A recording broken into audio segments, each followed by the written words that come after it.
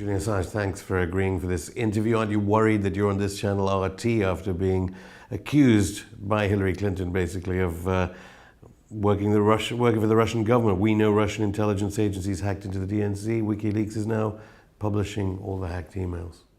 I don't think WikiLeaks can be constantly worried about PR. I've been called a Mossad agent.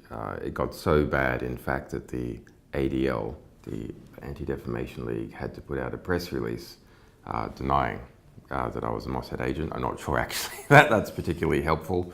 A cat torturer, a CIA agent, etc. So it's expected with our publications. RT is obviously of interest to people that are interested in Russia, and Russia has been brought up by Hillary Clinton, most recently, just a few days ago, on Fox. So I think it is necessary to address what WikiLeaks feels is its perception of its own publication to the RT audience. So when you started WikiLeaks, obviously the Afghan war logs, these different leaks that you presented to the world gave us a context about the so-called war on terror, the atrocities by UK-US-backed forces. Did you ever think WikiLeaks was going to change the outcome of a US presidential election? Well, our proponents argue that we have shifted outcomes in improving election, Kenyan election. We've been involved in removing the intelligence heads of a number of countries as a result of our publications and the public accountability that has come from it. I think it remains to be seen, right? And also the upcoming WikiLeaks publications to do with the presidential election, those can go either way. Hillary Clinton says she has proof that it comes from a Russian hack. Is that... Well, she is very sneaky. She made a sneaky statement on Fox, which contains elements which are simply strictly false, and other ones where she's sort of trying to push the truth through a very small gap. Hillary Clinton just said, we know Russian intelligence agencies hacked into the DNC. We know they arranged for emails to be released. Yeah, so actually she has a slight variant on the we know. I don't think she says emails, I think she says some documents. Because the difference here is that do state actors hack the political organizations of different countries? Does the United States government do it? Absolutely. Of course, it hacks the political parties of many different countries. Does French intelligence, Chinese intelligence, Russian intelligence hack political parties in order to collect intelligence? Yes. Did they hack the DNC? Has at least one state actor hacked the DNC? Probably. Now, this is a separate question to the release of our emails. So in the US media, there's been a deliberate conflation between DNC leaks, which is what we've been publishing, and DNC hacks of the US Democratic Party, which have occurred over the last 2 years, by their own admission, a number of times. You're not going to sue for defamation, though, given all the people saying that you were endangering the lives of people, and all manner of accusations about this set of DNC leaks have come out. You don't plan on taking legal action? Well, we look carefully. I mean, we sometimes do take legal action where there's a strict liability, and when we can show that someone knew that what they were saying was untrue. If it gets too bad in this case, then unfortunately that's what you have to do, because if there's no incentive to encourage people to say the truth and they won't do it by themselves, then unfortunately you have to take action. I think this statement by Hillary Clinton on Fox really does need to be tackled, because it concerns us directly in our publications. What she is attempting to do is to conflate our publication of pristine emails. No one in the Democratic Party argues that even a single email is not completely valid. It hasn't been done. And the head of the DNC, Debbie Wasserman-Schultz, has rolled as a result. And whatever hacking has occurred of the DNC or other political organizations in the United States by a range of actors. Now, in the middle, we have something which is the publication by other media organizations of information purportedly from the DNC, and it seems to be the case.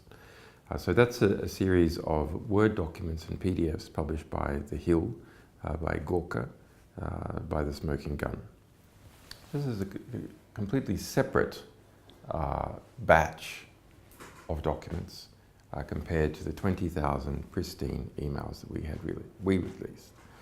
In this batch of documents released by these other media organizations, there are claims that in the metadata, someone's done a document to PDF conversion, and that in some cases, the documents, the language of the computer that was used for that conversion was Russian. Okay, so that's the circumstantial evidence that some Russian was involved, or someone who wanted to make it look like a Russian was involved with these other media organizations. That's not the case for the material that we released. The Hillary Clinton campaign has a serious problem in trying to work out how to counterspin the publication. Why do they have such a problem? Well, because the emails are unarguable. WikiLeaks has a perfect 10-year history of having never got it wrong in relation to what we have published. That means that what we have published is trusted. But even so, across the whole 20,000 emails, no one in the DNC, no one even in the Hillary Clinton campaign is saying, look, that word there, I did not say that. It's accepted that they are all legitimate. So what is the source of the emails? I can reveal the source of the emails. The source of the emails is the Democratic National Committee. It is the President, Debbie Wasserman-Schultz, it is the Communications Director, Louis Miranda, et cetera, et cetera. I think that's not what they're asking. They wrote them, okay. So we know they're accurate, we know who the source is, we know who the publisher is. From our perspective, that's all that's important. Now, there's an attempt to bring in a meta-story, and the meta-story is, did some hacker obtain these emails? Okay. People have suggested that there's evidence that the DNC has been hacked. I'm not at all surprised it's been hacked. In fact, Clinton says it's the Russian. If you read very carefully, they say it's been hacked many times over the last 2 years. And our sources say that the DNC security is like Swiss cheese. The DNI, the Director of National Intelligence in the United States, several months ago said that both the RNC, the Republicans, and the DNC were being attacked by a range of actors, from philosophical opponents to states engaged in espionage. Now, the head of the DNI, James Clapper, who's responsible for all US intelligence agencies, he's the boss of the CIA. If anyone knows what US intelligence agencies he knows. And on Friday, he had to come out and say that there's a lot of media hyperventilation, that they have no idea as to what motivation is, even if they did know who it was. So that's the head of the DNI dampening down ideas that they know who it is. Now, despite that, Hillary Clinton is saying untruthfully that she knows who the source of our emails are. Now, she didn't quite say our emails. She's playing some games because there have been other publications by The Hill, by Gorka, other US media, of different documents, not emails. So we have to separate the the various DNC or RNC hacks that have occurred over the years. And who's done that? The source, we know who the source is. It's the Democratic National Committee itself.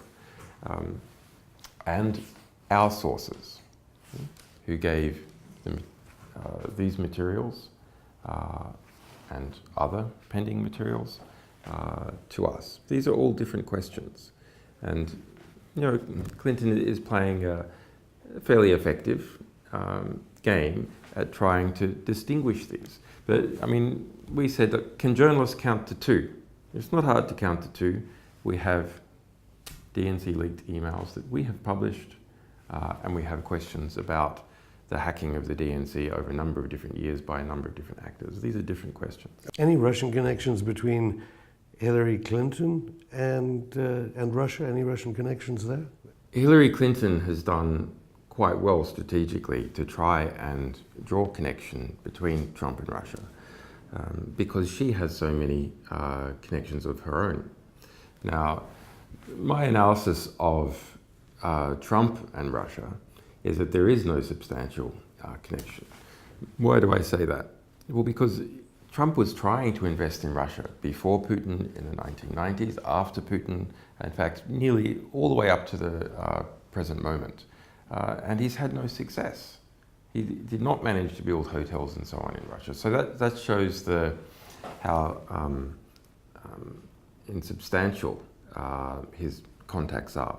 Now, if you look at Hillary Clinton, on the other hand, you see that Hillary Clinton was involved in approving the sale of 20% of the United States uranium reprocessing market to a Russian company. That's just an incredible thing when you think that uranium is part of the US nuclear weapons complex. In fact, it is the origin. This is a Russian government-funded company. Yeah, and now American uranium is being shipped off to Russia and potentially used or in the construction of Russian atomic weapons, or at the very least displacing the use of Russian uranium. So there's more spare uranium. Your involvement is through John Podesta, who's our campaign manager. The involvement is in a number of areas. So there's donations, large donations going into the Clinton Foundation. Why Hillary Clinton is Secretary of State at the time that she is making the decision as to whether to permit the export or not. And through John Podesta, Hillary Clinton's campaign manager, there's an extremely well-documented pattern of when Hillary Clinton was Secretary of State, those people, companies, governments, who wanted a decision by the Secretary of State in their favor, making large donations to the Clinton Foundation, or in some other cases, business deals with the people around Hillary Clinton. Now, one particular instance is the approval by Secretary Clinton of selling 20% of the US uranium reprocessing rights to a Russian company to be exported to Russia. So at that time, a large donation was made by those Russian interests to the Clinton Foundation. In addition, Clinton's campaign manager, Podesta, was on the board of a company called Juul Unlimited. And Juul Unlimited held some of these rights and received a $35 million investment from Russia. And that's a Russian government company. So Hillary Clinton is... From a Russian government company. And also Russians were on the board also with Podesta. So the kind of email revelations from WikiLeaks reveal that Hillary Clinton is a Kremlin stooge. I wouldn't say Kremlin stooge, but there is a much deeper connection on record with Hillary Clinton and Russia than we are presently aware of with Donald Trump. Is this revenge for Hillary Clinton overseeing the torture of Chelsea Manning, of obviously seeking continuing grand jury against yourself, perhaps extrajudicial killing of yourself, let alone the death penalty for yourself if you were tried in the United States? Is that why you're attacking? I just find it quite amazing. I mean, WikiLeaks is doing what it's always done. It's what its mandate is. for the past 10 years. In 2009, we published 50,000 donors and from the Senator Norman Coleman campaign. He was a Republican. So that's what WikiLeaks would. Just think, would WikiLeaks turn down tens of thousands of documents from a political party in an election? I think the interesting question is, would another media organization turn it down? And these questions about the motivations of an editor or a proprietor, actually I think they're fair. I think it is fair to ask those questions. I don't think the answers are very fair. But do you ever hear those questions asked about Phil Griffin, the president of MSNBC, or Comcast, or Time Warner? So whoever the source is, they couldn't trust those companies to be able to publish the information because they're already so partisan. I mean, I assume that's why the source came to us, because of that belief. When we were strategizing our rollout, which we had to really work hard to do a rollout before the DNC. It was a lot of work to try and meet that deadline. But we thought, okay, well, who should we choose as media partners in the United States who perhaps they know the backstory of some of these characters like Debbie Wasserman Schultz better than we do. And we thought, actually, there is basically no one that we can trust to do an impartial job on this issue, because the election has polarized everyone. You basically have in the US media market Fox going mostly with the Republicans. It's actually a bit unclear whether they're going to stay with Trump towards the end. And then everyone else with Hillary Clinton. So who can you choose to work with in that environment? You can't. So the most impartial way of doing things is just to publish it ourselves and invite everyone to the table. That's what happens. Well, some journalists would argue that it's actually the subject of the revelations that's more interesting to the American voter about the election, while the media, of course, is fascinated about whether the Kremlin is working with you, whether you work for the Kremlin, basically. No, but it's very. I think it's a genuine question. You should ask the sources of information. The least, however, in the case of WikiLeaks publications. Why do I say that? Well, the principal reason why you want to know the source of some statement is to understand whether it's true or not. What are the motivations by the source in creating some allegation, whatever? We don't publish allegations. We know what the source is. The source is the DNC. The source is Debbie Wasserman Schultz. The source is the head of finance. The source is the communications director, Luis Miranda. So we know who the source is.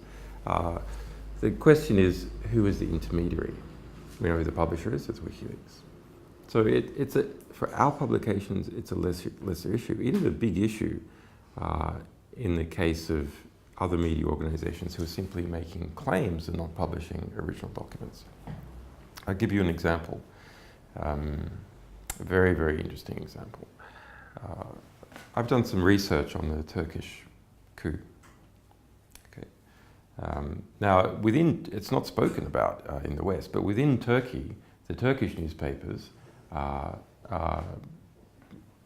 publishing elements of a theory that the United States was directly involved in the coup. The US intelligence backed Fethullah Gulen, who's based in Pennsylvania, as the head of the Gulen cult, that has been implicated in the coup. In fact, according to the Turkish government, is the leading actor in the coup. He's wanted by President Erdogan. Yes, and they've put out an extradition request and so on. But one of the key independent points of evidence, not coming from an interrogation in Turkey where people may have been placed under duress, is that in the middle of the coup, NBC published that Erdogan was on his way to Germany to seek asylum. And they say this was told to them by a US military source. So what the hell is going on there? Because that went all the way around the world and was used to further the chance of the success of the coup within Turkey. Because if the president has fled, then he has lost control. NBC, a close supporter, so Trump supporters would say, of Hillary Clinton. So would a Hillary Clinton presidency endanger the NATO alliance and the ability to store American nuclear weapons at Incirlik Air Base and use it as a base to bomb Iraq and Syria under Hillary Clinton? Well, I think either government is potentially a problem because of, I mean, that coup was in Turkey a very serious business. Hundreds of people have died. About 100,000 people have been fired or arrested in the post-coup purge, opportunistically in some cases of political enemies of Erdogan, in other cases trying to purge the society of the Gulen movement. Okay, but for an American viewer of this program right now, Donald Trump is being castigated for undermining NATO. You seem to be saying that the Turkish alliance within NATO would be I think regardless, perhaps not the broader NATO alliance, but the relationship between the United States and Turkey is seriously compromised. So back to the democratic process in the United States. Basically, the first batch you released showed, and obviously we did have, at least you've got to admire Wasserman Schultz for resigning very quickly after your emails were released, after the WikiLeaks publication. There was a dirty tricks campaign against Bernie Sanders, so Democratic primary voters didn't really understand what was going on during that process.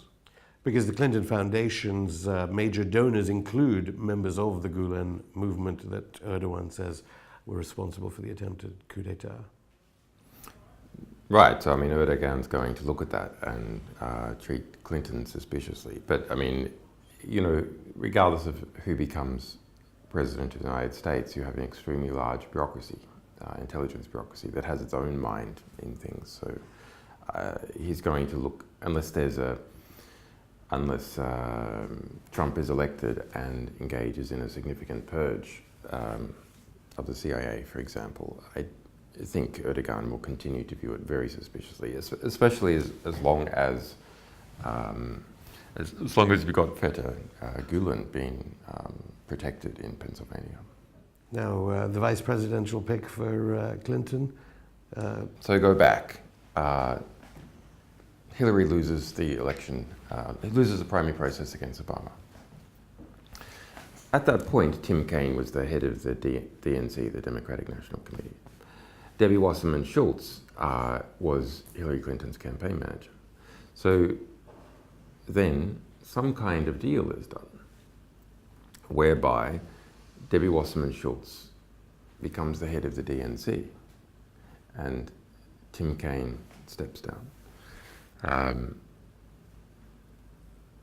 Now, if you're Hillary and you're thinking strategically that you're going to run again in 4 years or 8 years, to have your campaign manager as head of the DNC, controller of the, if you like, the regulator who's regulating the nomination competition, is a huge strategic advantage.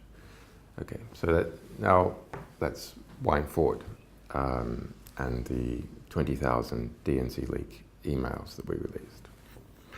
Okay, so they're from Debbie Wasserman Schultz, head of the DNC, and 6 other prominent people, finance, communications, and so on.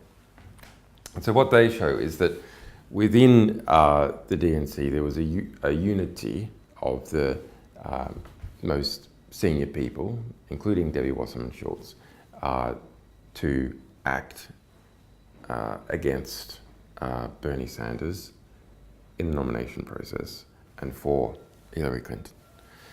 Now, in what particular actions were performed? Well, there's a lot of discussions. There's discussions about we can use a captive reporter and push out the fact that Bernie Sanders might be an atheist and not a Jew, and this is going to cost him in the South. Which organization, sorry to interrupt, the CNN, I think, was the name, was it? No, they didn't mention. They didn't mention the reporter in that particular case, and where MSNBC on its most influential morning program, Morning Joe, was defending Bernie Sanders. Then Debbie Wasserman Schultz called up the president of MSNBC. Amazingly, this is not reported in the US media. It is reported in the US media that they called up Chuck Todd, who's the host of Meet the Press. Okay. Something much more serious is not reported, that Debbie Wasserman Schultz herself personally called up the president of MSNBC to apply pressure in relation to positive coverage about Bernie Sanders on Morning Joe, their big morning TV program. Okay. Then to my mind, what is the most serious from an evidentiary point of view? It is the communications director, Louis Miranda, making an instruction to his staff to pump out a black propaganda story against Bernie Sanders, saying that his supporters were violent, and to put this out in a, quote, unattributable, unquote, manner. Why do I say that is the most serious? Because it is an instruction given through the chain of command to staff. It's not a discussion. It's not any one person calling up another person. And it is to depict Bernie Sanders supporters as violent. So that is not just a critique. That is not just to give Sanders a break here or make things a little bit harder for him there. It is to demonize a Democrat in the eyes of the public. So the Democratic Party demonizing a Democrat in the eyes of the public through covert means. Why did Hillary Clinton appoint Tim Kaine? This, it's kind of a non-entity. Doesn't give obviously the way if Hillary Clinton's going to win, well, she has a range of things she can use, but the biggest demand for her going into the convention was to show prominently to Bernie Sanders supporters that they had one of their guys at the table. Bernie Sanders as vice president, one of Bernie Sanders' key allies as vice president, or something of an equivalent nature. Didn't happen.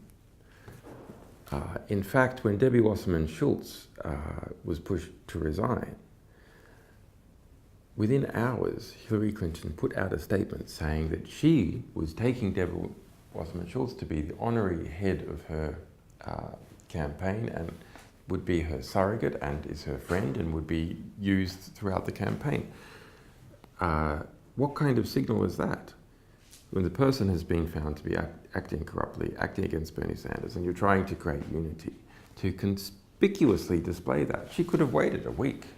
Okay, she could have done it under the surface. Why conspicuously? Well, the DNC says because they didn't believe Bernie Sanders would win in November, which is why they would do everything to help the Democrat Party. But no. But why did Hillary Clinton conspicuously, after Debbie Wasserman Schultz, the head of the DNC, was pushed out as a result of our publications, why, moments after, did Hillary Clinton release a press release saying that she was effectively rehiring her? What kind of signal is that to create unity with the Bernie Sanders supporters? It is mad. So my perception is that the appointment of Tim Kaine and the conspicuous rehiring of Debbie Wasserman Schultz both come from the same phenomenon, which is cronyism. That Clinton's campaign, Clinton's structure is based upon these friendships and alliances that she has built up. And she cannot permit any signal to go out that says that she doesn't respect these alliances, because That's what the structure is based on. She would be endangered by breaking relations with those. Exactly. If she, for example, if she didn't pick Tim Kaine, and there was a deal done 8 years ago for Tim Kaine to resign and put in Debbie Wasserman-Schultz for strategic purposes, and then she doesn't give Tim Kaine whatever he was promised, perhaps the vice presidency, then of course she'll pay a price. Debbie Wasserman-Schultz, no doubt, knows a lot about Hillary Clinton, having been intimately involved in her previous campaign. So Hillary needs to keep her close. But more than that, she needs to publicly demonstrate that she has to publicly demonstrate to all the other people, don't worry, if you take a fall for me, for doing a corrupt act for me, like Debbie Wasserman-Schultz was doing, then you'll be taken care of. So that is, creates a limit on the moves that Hillary Clinton can take. She can't take any move. An obvious move would be to appoint some key Bernie Sanders person vice president. That's an obvious move. Or to not be conspicuous about saying, oh, you just screwed over in a corrupt manner the Bernie Sanders nomination. You're implying that there's much more information which she's blackmailable by these different people. Hillary Clinton does not have an unlimited number of moves she can make. She's confined on her chessboard as a result of these relationships. That may well cost her the election, because there wasn't a move. She's not an idiot. She's a highly intelligent woman. There wasn't a move available to her to unite with the Bernie Sanders supporters. That move was not available to her. Okay, because the pieces, those squares were already occupied. Well, there is no way, presumably, Hillary Clinton can win if there is a link between Hillary Clinton and ISIS-Daesh. Now, I know your WikiLeaks is reviewing all these different emails. You have so many of them, and you need to look at them and who they can damage, who they can't, all sorts of things WikiLeaks does before releasing them. President Obama is now bombing ISIS-Daesh positions in Libya, so it's reported. Did Hillary Clinton use Libya as a conduit to sell arms to ISIS-Daesh in Syria? The US government, at the time that Hillary Clinton was in charge of foreign policy,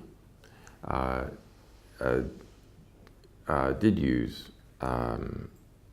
Libya as a conduit to get arms to jihadists in Syria. That's well established, not just by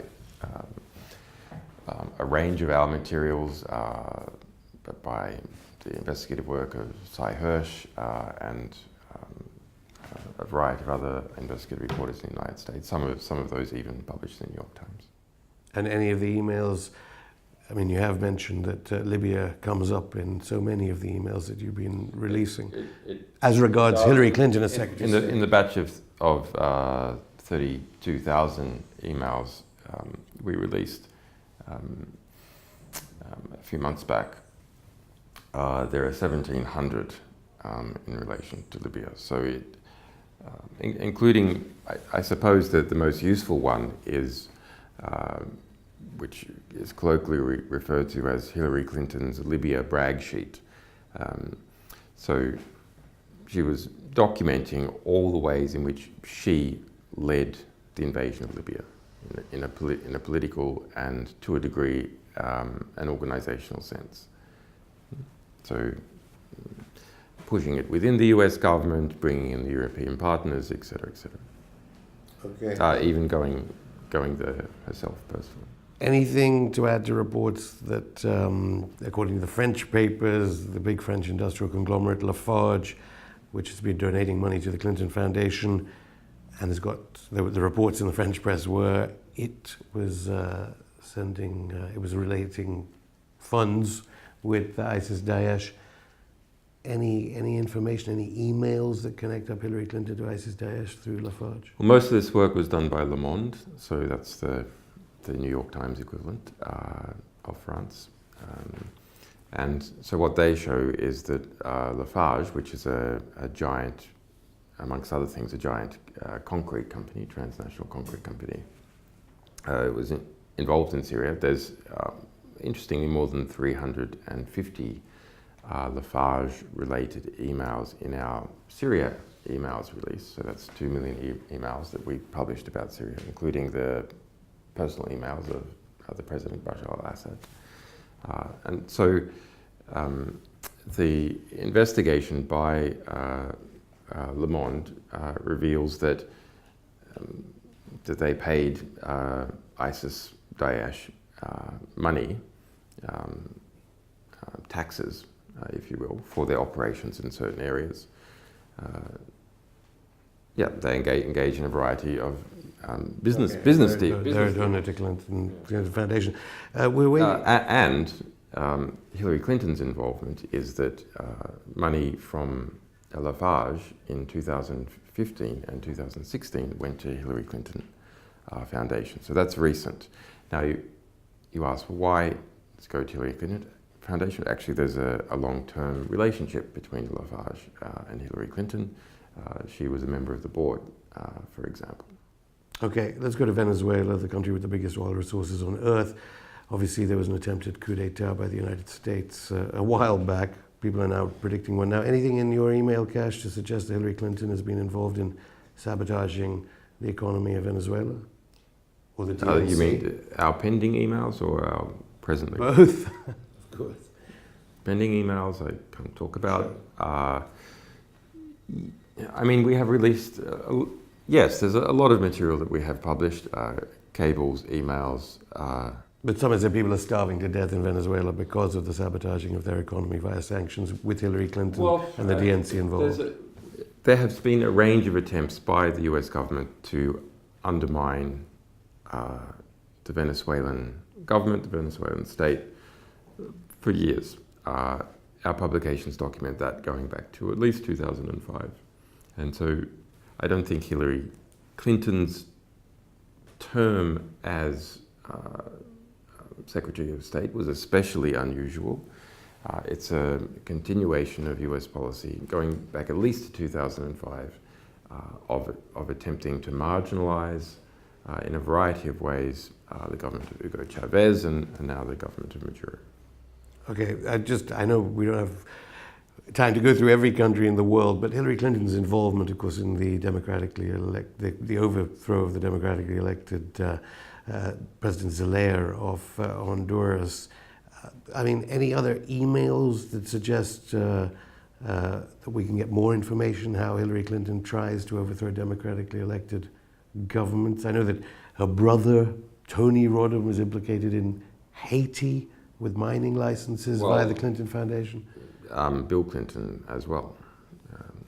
Sure, I mean, Bill Clinton basically became the overseer or governor of Haiti. So, I mean, Clinton's intimately involved. There's reports back from quite an amazing report back from Chelsea Clinton, which we have already published, describing her trip to Haiti. But that's a kind of ingenuine, naive description.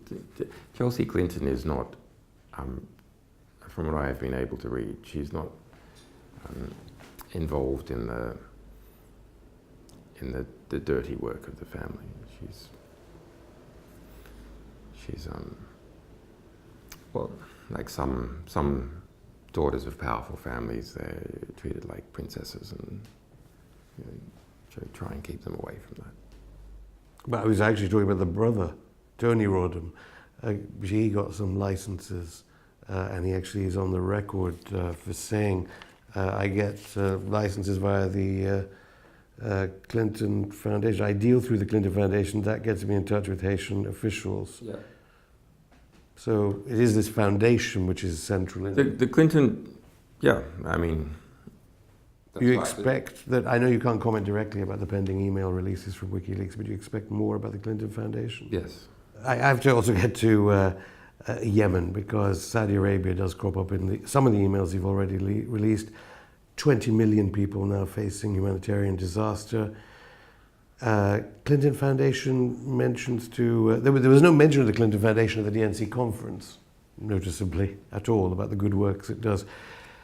Do you think part of it is that connection to Saudi Arabia, let alone the 28 pages connection of 9/11 to Saudi Arabia? What is the connection between Hillary Clinton and Saudi Arabia that certainly got Israel angry? Well, it's extensive. I mean, the relationships between Hillary Clinton and Saudi Arabia, between the Clinton Foundation and Saudi Arabia. Saudi Arabia is probably the largest single donor to the Clinton Foundation.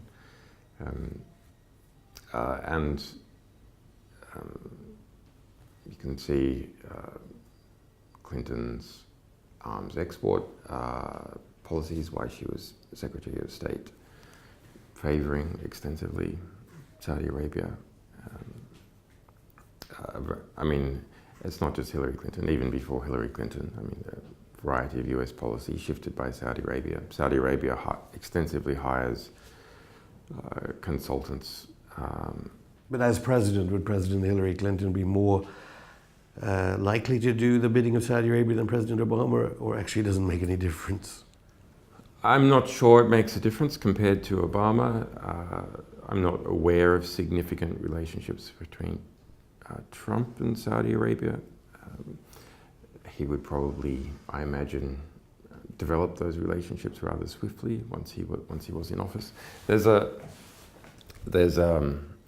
turning point in the United States, but potentially a turning point in relation to Saudi Arabia policy, because the United States is about to become a net exporter of oil because of shale.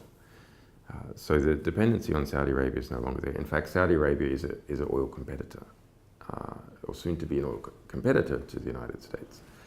Now, the existing financial and personal ties and arms export ties to Saudi Arabia, those will still be there, but the relationship can go to one of a deep embrace and dependency to a more independent kind of relationship. And arguably, that has already started to happen. And the Iran deal that is part of Obama's and Kerry's legacy phase probably couldn't have happened if it wasn't for those changing nature of the oil relationship between the two countries.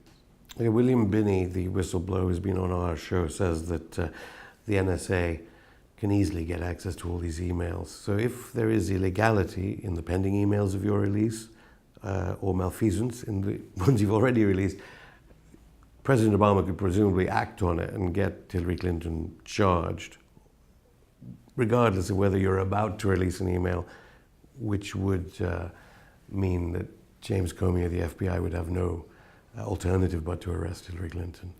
Well, our view, which we have already stated, is that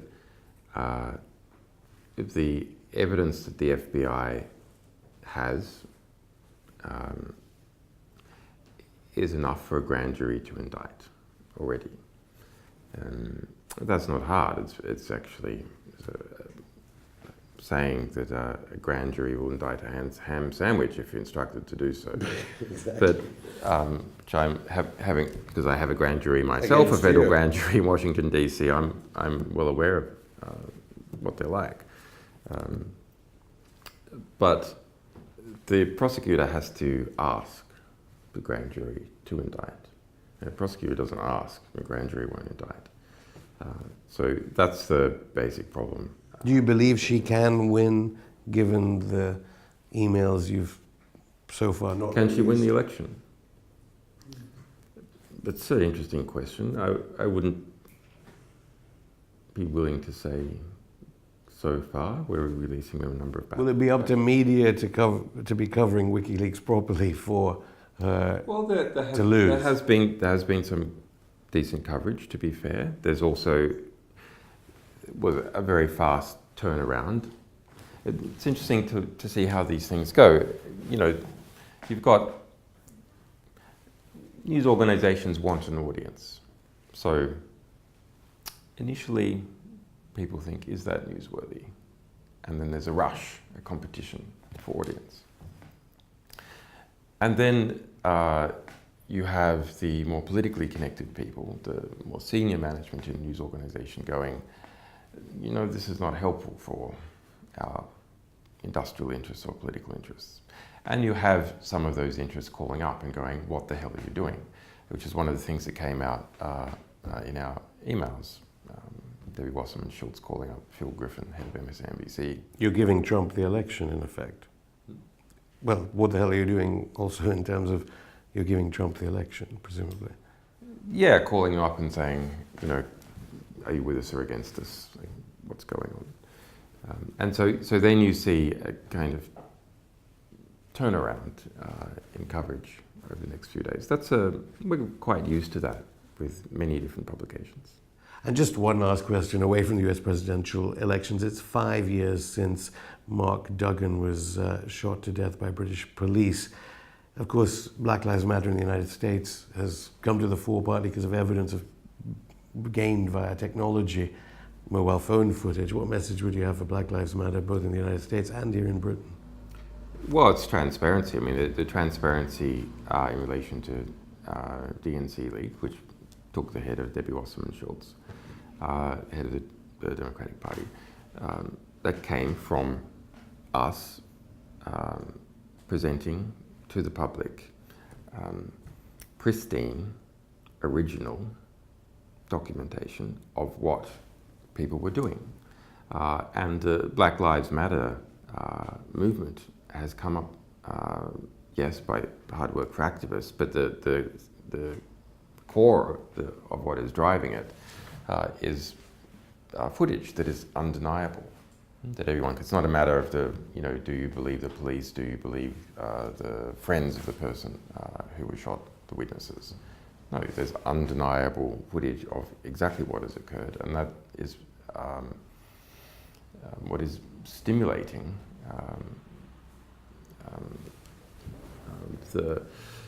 both probably it's what's not only stimulating parts of the black community. I think the black community has understood this for all too long, actually. But it's stimulating enormous acceptance and sympathy outside the black community because their argument is proven. Julian Assange, thank you. You're welcome.